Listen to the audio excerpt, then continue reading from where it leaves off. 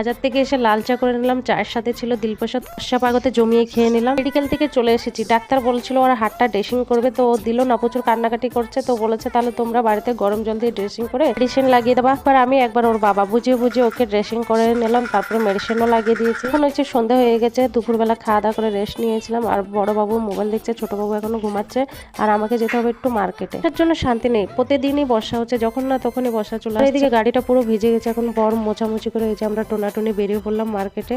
ছেলেদেরকে নিয়ে আসিনি, বেশি সময় আমরা মার্কেটে থাকবো না। এই দোকানে আসলাম, কিছু কাস্টমারের জিনিস নিলাম, আর পাশে দেখলাম টাটকা টাটকা সবজি আছে, সেখান থেকেও কিছু সবজি কেনাকাটা করলাম। এই যে এখন আমরা বাড়ির উদ্দেশ্যে বেরোচ্ছি। এই ছিল আজকে সন্ধ্যেবেলার কেনাকাটা, আর এখন বাড়িও চলে এসেছি। ওয়েদারটা খুবই ঠান্ডা, যেহেতু বর্ষা হচ্ছিল, তো বাড়ি এসে চা করেছি, তার সাথে ছিল দিলপ্রসাদ। সবাই খেয়ে নিয়েছে, আর আমারটা ছিল, আর আমার এখান থেকেও বড় ছেলে এক কামড় খেয়ে নিয়েছে। ব্লাউজ কাটিং করে এই যে রাত্রেবেলা রান্নাবান্নার আয়োজন চলছে, রুটি আর বাঁধাকপি ভাজি।